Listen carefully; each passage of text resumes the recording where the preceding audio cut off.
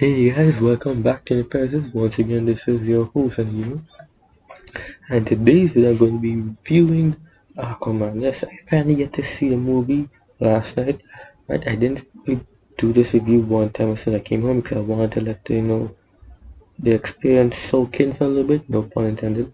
Um, so I can do to you know process my thoughts on the movie because it's a really different kind of movie compared to a lot of the others that we've seen in the past. The whole scope and scale of what has been shown here, with Atlantis and such. Now, first of all, I want to get into the fact that there is a lot of positive and a lot of negative that you can see of this movie. But the first thing I want to get into is, before I address those stuff, is that the critics are obviously biased. 64% on tomatoes. Nah, man, that shit should be at least 70 something. Right? At least my opinion. Well, it was 70 something, but it dropped as more clicks, reviews came out and got submitted into the website algorithm, whatever. So, well, what can we say about this film, right? One thing's for sure, Aquaman is definitely a James Bond movie, right? It shows to you the all of the possibilities of what you can achieve with a director-driven comic movie, right? As opposed to seeing stuff in the past that was so corporate-driven. I mean, I'll admit there are certain elements in this that feels pretty, you know, out of place. Some of the soundtracks choices were, especially the Pitbull one. I was like, remixing Africa by Toto. I mean, Pitbull remix? Nah, that did not work out.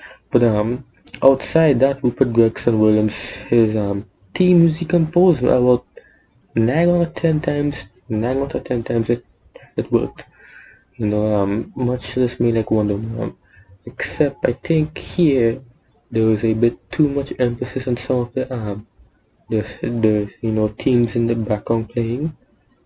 Um, but for the most part, pretty good.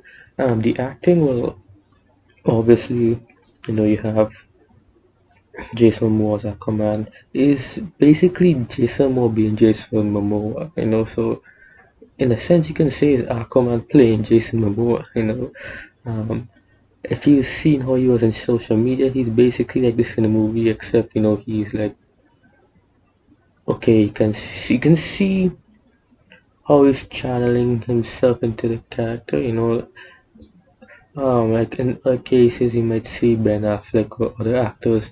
They would just basically, try to like process how they would interpret a character, and they'll try to play that version of it. Ben Affleck trying to play Bruce Wayne, something like that. But yes, like the actors are basically like you can feel like they're being themselves. You can say it like that, and that's pretty good. There are some pretty good moments here in the film that was like very deep. I will admit that the special effects too, that's off the chain. Like there was the scenes where you sit down and you're watching Atlantis and you're like, wow, it looks real.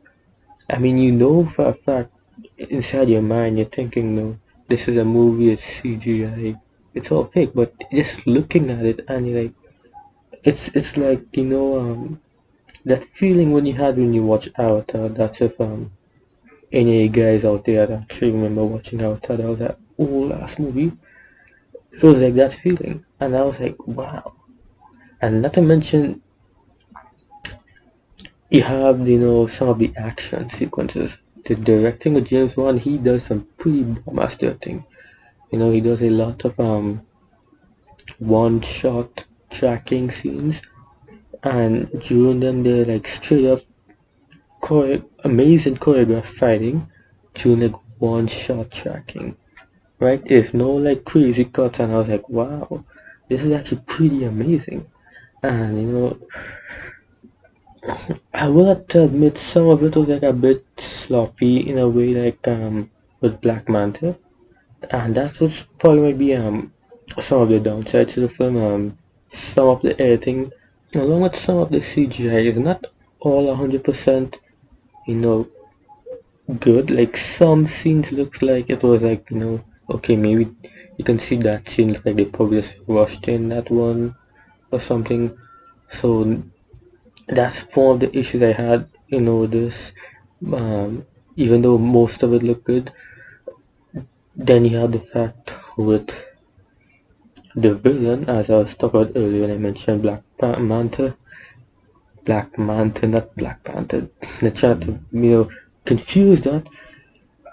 Him in the action sequences. There's a scene where it starts off, in the beginning, where Aquaman meets his father, and he basically will let his father die.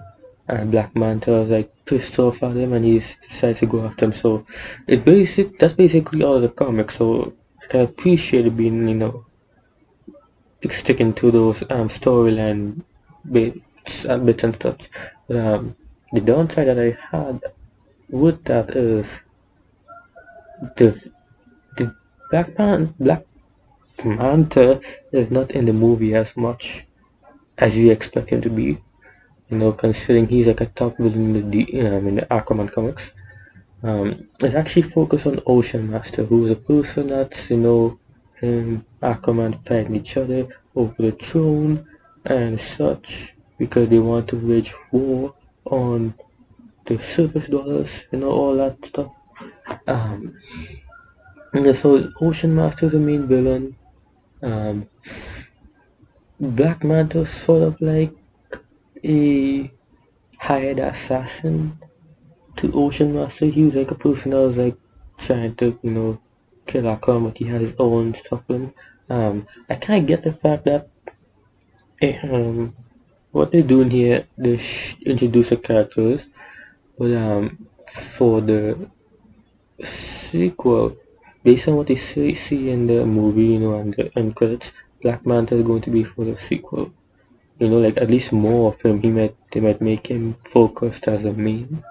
Um, but over here, it felt like he was just shoehorned in. Like I felt like he could, take out Black Manta.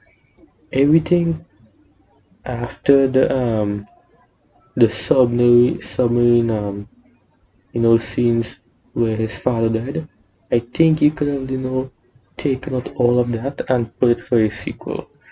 And if so, would that have changed anything major for the movie, in my opinion? Well, aside from that awesome action sequence in Italy, yeah, because he felt really shoehorned and almost in a way pointless in the film. Outside, after seeing like his, the introduction to his character. I mean, I was like, oh yeah, so he in this film. Every time they cut back to him, and then they cut back to Ocean Master and stuff, and being the main part of the story. And I was like, okay, right, so let's continue going here. So that's one of the main issue I have with this film. If I had to say, outside of the small minor, nitpicks with, you know the CGI not completely 100% in some scenes, and the soundtrack a bit iffy in some scenes, and yeah, and oh, this next thing I want to bring up is the dialogue. Obviously, since this is the origin story, they set up a lot of dialogue to explain the character's background. They show his origin story while continuing with his the current storyline at hand. You know, they want to show you all the stuff here with him and Ocean Master, all this. They give you all this history lessons of Atlantis and such, so it doesn't feel exactly like it's a beginning, just like, oh, this is how Aquaman becomes him, and this is also where we at right now in terms of Atlantis. I really like that.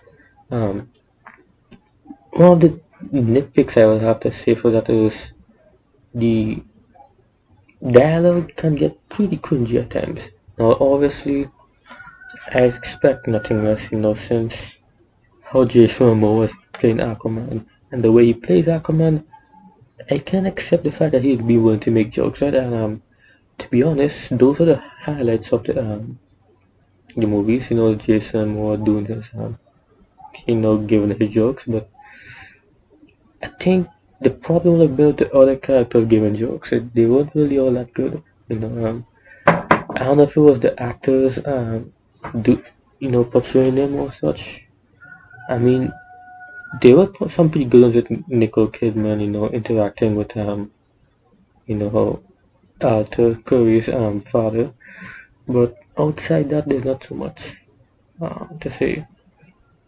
I also have to say, the other actors did a pretty good job, and there was William Dafoe's Falco. I think he did a pretty good job, playing what essentially would have been like a spy in the movie. He's like, training Aquaman, but he's also a spy in a way to Ocean Master, I guess. And I would say Nicole Kidman did a pretty good job here.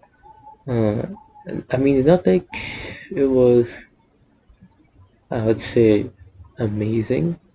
I don't think they need to use that much, CGI to like de-age her as they did. In my opinion, I think the de-aging CGI work very impressive on Arthur Curry's father, as opposed to Atlantia, in a way, because I didn't even notice that they de-aged him in those scenes until I saw the older version of him. It was pretty convincing with his one, but for her it was a bit kind of obvious. I guess it probably has to be the fact that I've seen Nicole Kidman in other movies, so I know what to expect when looking at her. I guess that's probably my approach to it. But there's that as well. Overall, I think that's pretty much sums up everything I have to say. If I were to summarize it, I would say great visuals, some great soundtrack, pretty good story, very good story, entertaining and such. It has very good entertainment, and some really good moments. There's some really deep moments in here that you can get behind. Some of which actually would make you want to cry and think, there's some pretty good moments they managed to do here. But the cons will probably have to be, the underusage of Black Panther and Black Manta, the villain, along with the mostly that, and then some of the cringy dialogue. That's basically my criticism of the movie, I guess. If I would have to rate this, I would say I'd give it a 8.3 out of 10. Or yeah, 8.3 out of 10. It's very good actually. Right, so anyways guys, I guess that pretty much sums up my reviews for Aquaman. It's a pretty very good film. It's not as perfect as Wonder Woman, sadly. I will admit though there are some parts of it that it does better than Wonder Woman. But overall I think Wonder Woman is a better film because that film is much more, I would say overall in general much more grounded and felt more like a structured, properly structured movie. Yeah, I guess that pretty much sums it up there overall, But anyways, let me know what you think in the comment section down below. What do you think of Aquaman? What do you rate it? Have you seen it or not? Let me know. And be sure to check out my other videos, and I guess I'll see you guys later.